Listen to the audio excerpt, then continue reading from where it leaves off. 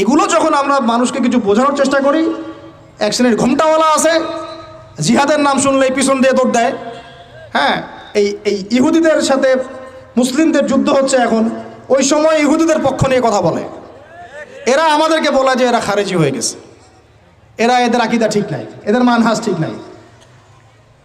তুমি যে আকীদা লালন করে তুমি ইসরায়েলের পক্ষ নাও, তোমার ওই আকীদার মুখে আমি থুতু নিক্ষেপ করি। তুমি যে মানহাজের কথা বলে তুমি মুজাহিদ ভাইদের বিরুদ্ধে অবস্থান নাও, তোমার এই আকীদার উপর, মানহাজের উপর আমি থুতু নিক্ষেপ করি। ফাইজলামের একটা জায়গা থাকে, ফাইজলামের একটা সীমা থাকে।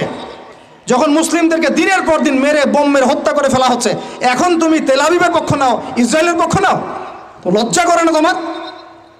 যারা মুজাহিদ ভাইদের পক্ষে কথা বলে ওখানে গিয়ে তুমি মানুষকে আকীদা ঠিক নাই, মানহাজ ঠিক নাই, ইভেন সালাউদ্দিন আইয়ুবী রাহিমাহুল্লাহ সম্পর্কেও মিথ্যাচার করতে লজ্জা করে না? যে মানুষ তার সারাটা জীবন ঢেলে দিল বাইতুল মুকাদ্দাস বিজয় করার জন্যে, তার ব্যাপারেও তুমি প্রশ্ন তুলো। কত নির্লজ্জ তোমরা, লজ্জাহীন একটা সম্প্রদায়। যা নুন খাচ্ছ তার গুণ গাচ্ছ, এই তো আর কি, বিষয়টা এই আর কি। যাদের নুন খাচ্ছ এখন তার গুণ গাচ্ছ। আপনাদের মনে করেন, একটা এক্সাম্পল দিয়ে, মনে করেন যে 71 সালে আমরা বিজয় অর্জন করতে পারি নাই, মনে করেন এখনও পাকিস্তানিরা আমাদেরকে মারতেই আছে, মারতেই আছে, মারতেই আছে। 71 থেকে এখন কত বছর হলো? 53, 50, 55। মনে করেন যে বিজয় এখন অর্জিত হয় নাই, আমাদের ওই বাবারা লড়ছিলেন, দাদারা লড়ছিলেন, লড়তে লড়তে লড়তে লড়তে তারা শহীদ হয়ে গেলেন, কিন্তু ওদের আগ্রাসন থামে নাই, ওরা মারতেই আছে, মারতেই আছে, মারতেই আছে। তারপরের জেনারেশন অস্ত্র নিল, তারপরের জেনারেশন অস্ত্র নিল, তারপরের জেনারেশন অস্ত্র নিল, নিতে নিতে নিতে 2023 পর্যন্ত আসলো। এখন 2023 সালে যে ফ্রিডম ফাইটার, মুজাহিদ, মুক্তি বাহিনীরা ওদের বিরুদ্ধে লড়তেছে, এই বাহিনীর কি আকীদা খারাপ? ওই বাহিনীর মানহাজ খারাপ? ওই বাহিনী পাগলের কাজ করতেছে? ওই বাহিনী সন্ত্রাসী? ঠিক একই কাজ করতেছে ফিলিস্তিনের মানুষরা। সে একই কাজ এই 100 বছর থেকে তারা করে আসতেছে, আর তুমি এখন এসে এদের আকীদা মানহাজ নিয়ে প্রশ্ন তোলো? নির্লজ্জ কোথাকার। বরং বলছে যে এগুলো পাগলের কাজ, তারা নাকি পাগলামি করতেছে।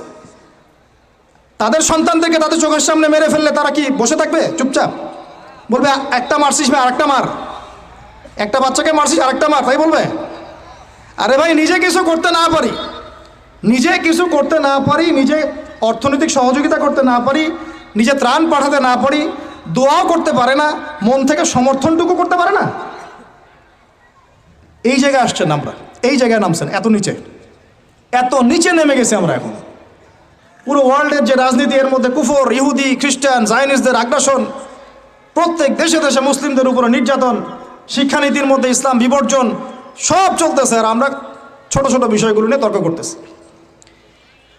যখন এখন এরকম অক্টোবর মাসের মতো জাজল্যমান দৃষ্টান্ত যে ফিলিস্তিনে কি হচ্ছে, এরকম সময়েও মানুষ জালেমের বিরুদ্ধে না গিয়ে মাজলুমের বিরুদ্ধে যাচ্ছে। এইরকম ইস্যুতেও মানুষ মাজলুমদের পক্ষ না নিয়ে, কিছু কিছু মানুষ মাজলুমদের পক্ষ না নিয়ে জালেমদের পক্ষ নিচ্ছে, সমাজের শায়েখ পরিচয় দিচ্ছে। লজ্জা, মানুষের লজ্জা যখন থাকে না, মানুষ যা ইচ্ছা তাই বলতে পারে, যা ইচ্ছা তাই করতে পারে। এরকম একটা অবস্থায় মানুষ কিভাবে জালেমদের পক্ষ নিতে পারে? তো বিশ্ব সম্পর্কে তো চোখ কান খোলা রাখতে হবে আপনাকে আমাকে। কথাগুলো আমি পুরা এই যে অবজার্ভ করতে করতে করতে করতে আর পারতেছি না। মন খারাপ করতেছেন? আল্লাহর কসম করে বলতেছি, আমি আপনাদের কাছে বাহবা পাওয়ার আশা একটা কথা বলতেছি না। আল্লাহর কসম করে বলতেছি, আমি আমার উপরে কোনো বিপদ আসার ভয়েও চুপ থাকতেছি না। আমি আল্লাহর কসম করে বলতেছি যে আমি আপনাদের কাছে দুনিয়াবি স্বার্থে কথাগুলো বলতেছি না। ওয়াল্লাহি আল্লাহর সন্তুষ্টি ছাড়া আমার এই কথাগুলো বলার পিছনে কোনো স্বার্থ নাই। আল্লাহর কসম করে বলতেছি যে ওখানে যারা লড়াই করতেছে এরা সত্যিকারের মুজাহিদ। এদের মতো ভালো মানুষ, সৎ মানুষ এবং সাহসী মানুষ আল্লাহর জমিন এখন আর কেউ বেঁচে নাই। এবং ওদের উপরে যা জুলুম হয়েছে বিগত 100 বছর থেকে, এরকম জুলুম পৃথিবীর ইতিহাসে কারো উপরে কখনো হয় নাই। এরা এই বিশ্বের নতুন ফেরাউন, এরা এই বিশ্বের নতুন নমরুদ। আল্লাহ রাব্বুল আলামিন এই জালেমদেরকে যেন ধ্বংস করেন, আল্লাহুম্মা আমিন। আল্লাহ পাক মাজলুমদের উপর নুসরা নাজিল করেন, আল্লাহুম্মা আমিন। বিষয়টা হচ্ছে এই, আমরা মুসলিম পরিবারে জন্ম নিয়েছি, বাট এগুলো বুঝি না। অর্থনীতি হালাল হারাম বুঝি না।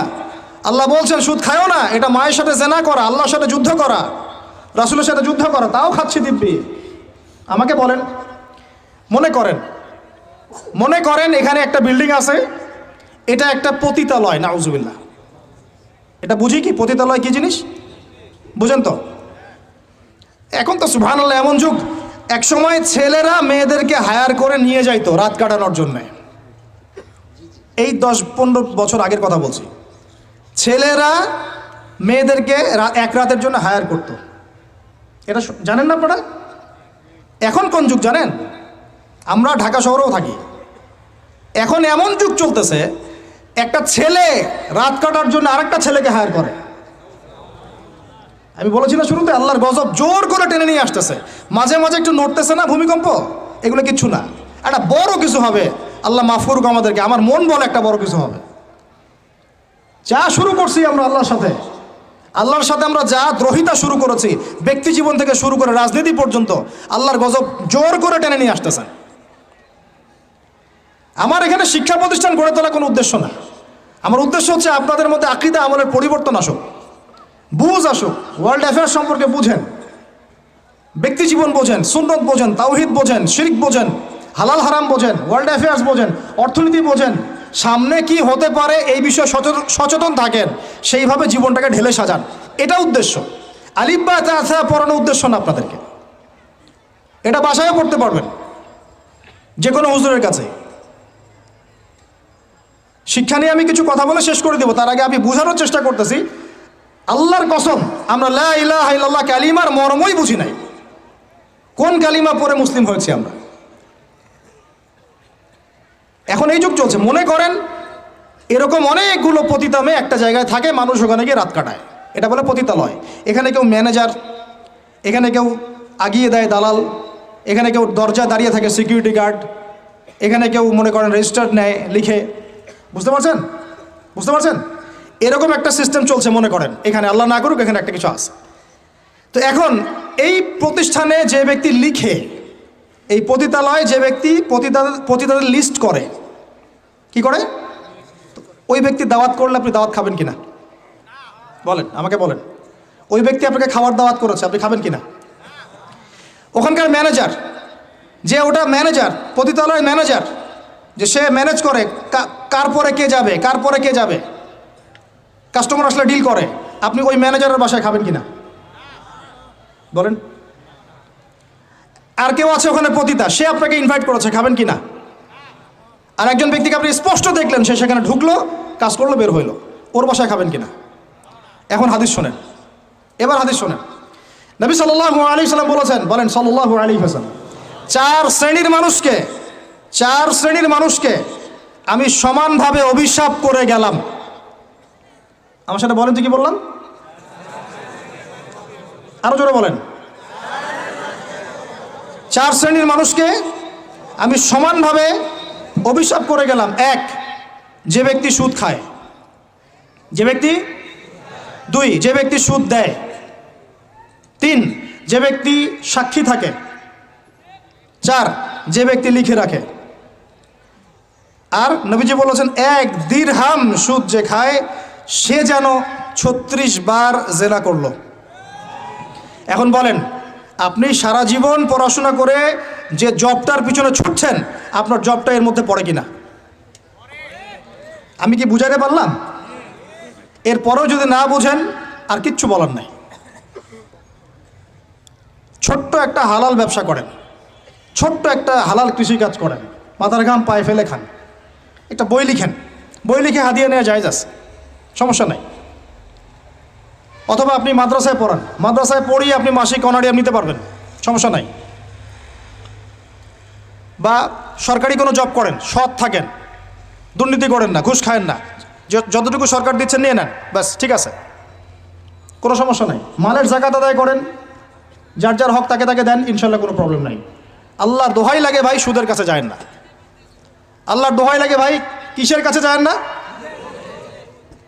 আমার সাথে বলেন, আমরা সুদ থেকে তওবা করতেছি। হে আল্লাহ, আমরা সুদ থেকে তওবা করছি।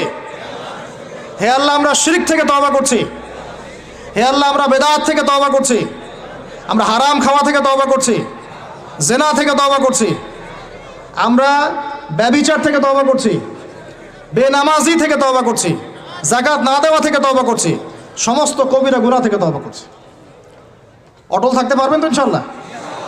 যদি ওয়াজ এক কান দিয়ে ঢুকে আর এক কানে বের করে দেন, আমার এখানে আসাও মূল্যহীন, আপনার এখানে আসাও মূল্যহীন। এই আয়োজনের কোনো মূল্য থাকবে না। বরং কালকে আমাদের মাঠে এই মাটিটা যেখানে বসে আছি আমরা এখন, এই আমার চেয়ারের নিচের মাটি, আপনার বসার স্থানের নিচের মাটি আল্লাহর কাছে অভিযোগ পেশ করবে। এইখানে এই আলোচনা হয়েছিল, তারপরেও তারা সংশোধিত হয় নাই।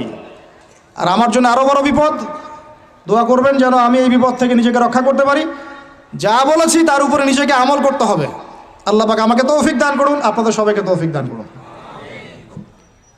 মুসলিম পরিবারে জন্ম নিয়ে ভাই ইসলামের মর্মটা বোঝার চেষ্টা করি। আল্লাহ পাক তৌফিক দান করুন। কালিমা শিখবেন, তাওহীদ শিখবেন, সুন্নত শিখবেন, হালাল খাবেন। আল্লাহ পাক তৌফিক দান করুন। চাচা আবু তলেবের নাম শুনেছেন? কে ছিলেন? নবী সাল্লাল্লাহু আলাইহি ওয়াসাল্লামের, একটু বুঝাই, নবী সাল্লাল্লাহু আলাইহি ওয়াসাল্লামের জন্মের আগেই তার বাবা চলে যান,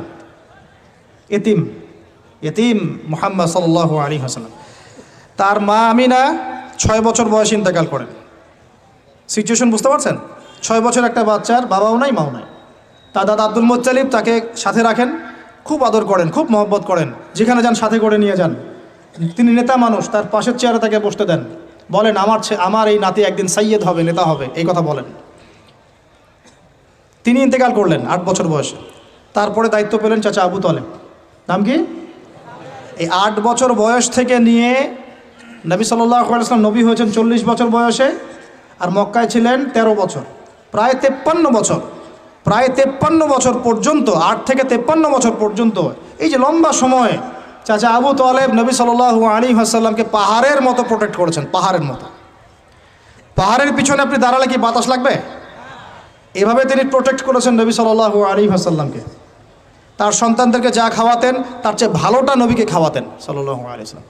স্পেশাল রান্না তৈরি করে তাকে ডেকে নিয়ে বসতেন, কারণ এতিম ছেলে, মনে কষ্ট আছে, হয়তোবা সবার সামনে বলতে পারে না, ব্যাপারটা বুঝেন না? তিনি এইভাবে ট্রিট করতেন। এমনকি নবী হওয়ার পরে আল্লাহর নবী সাল্লাল্লাহু আলাইহি ওয়াসাল্লামের বিরুদ্ধে পুরা সমাজ চলে গেল।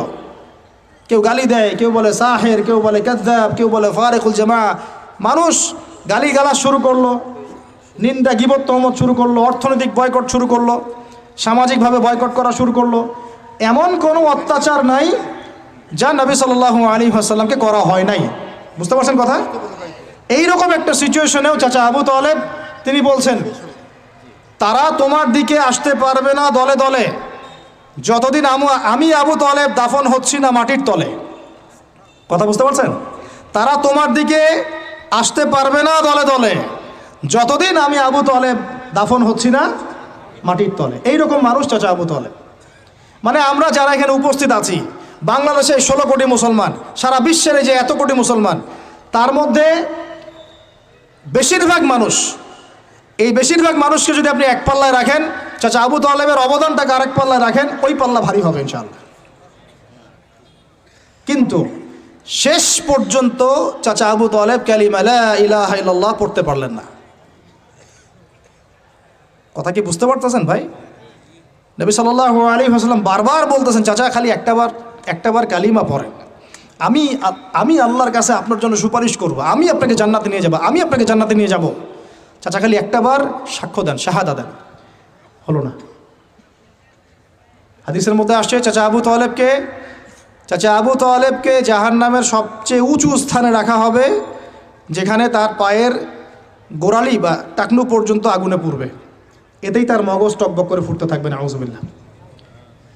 নবী সাল্লাল্লাহু আলাইহি ওয়াসাল্লাম বলছেন, আমি যদি না থাকতাম তাহলে আমার চাচাকে আরও নিচে রাখা হতো। এত কিছু করার পরেও ইসলাম কবুল না করার কারণে এই অবস্থা হলো। এখন কি ভাই আমি বুঝতে পারছি যে আল্লাহ পাক যে আমাদেরকে বিনা জিজ্ঞাসাবাদ করেই মুসলিম পরিবারে জন্ম দিয়েছেন, আল্লাহ পাক আমাদের উপর কত রহম করেছেন, আমাদের কত কৃতজ্ঞতা স্বীকার করা উচিত।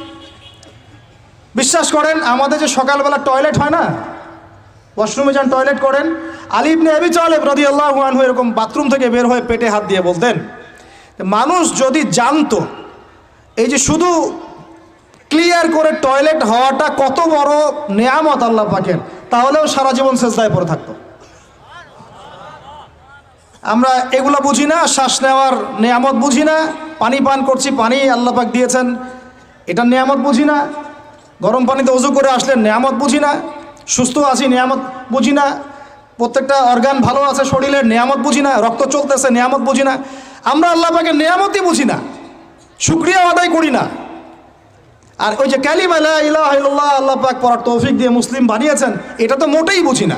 কত বড় নেয়ামত আল্লাহ দিয়েছেন আর কত ইহসান আল্লাহ করেছেন। এইটা জাস্ট আজকের লেকচার শুনে বুঝে বাসায় চলে যান, তাহলে ইনশাল্লাহ আপনার একটা কৃতজ্ঞতাপূর্ণ হৃদয় সৃষ্টি হবে, এবং এই হৃদয়টা সৃষ্টি হলে পরেই আপনি আল্লাহর দিকে ফিরে আসবেন ইনশাআল্লাহ।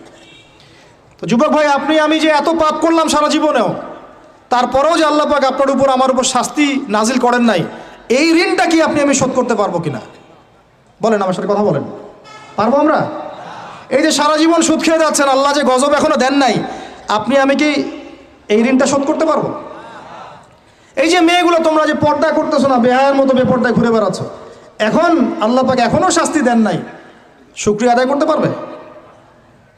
এতদিন চলে গেল, শত শত রাকাত নামাজ বাকি আছে, রোজা বাকি আছে, হজ ফরজ হয়েছে, হজ করেন না, জাকাত সেই কবে ফরজ হয়েছে, জাকাত দেন না, আল্লাহর জন্য একটু দান সাদাকা করব, একটু মসজিদ মাদ্রাসায় কন্ট্রিবিউট করব, ইত্যাদি ইত্যাদি সমাজ কল্যাণমূলক কাজ করব, করছি না। আল্লাহ যে এখন পর্যন্ত এইভাবে সুস্থ রেখেছেন, নেয়ামতের শুকরিয়া আদায় করতে পারবো আমরা? আল্লাহ পাক এই জন্য অনেক ভিতর থেকে কিছু কথা বলেছেন, ইন্নাল ইনসানা যালুমান জাহুলা, মানুষ জালেম এবং জাহেল, মানুষ জালেম জাহেল। সূরা আদিয়াতের মধ্যেও আছে, ওয়াল আদিয়াতু দাবহান, তারপর কি ফাল মুরিয়াতি কদহান ফাল মুগীরাতি সুবহা ফাআথারনা বিহি নাকআন ফাওয়াসাতনা বিহি জামআ। এরপরে আছে ইন্নাল ইনসানা লিরাব্বিহি লাকানুদ, নিশ্চয়ই মানুষ তার রবের প্রতি চরম চরম চরম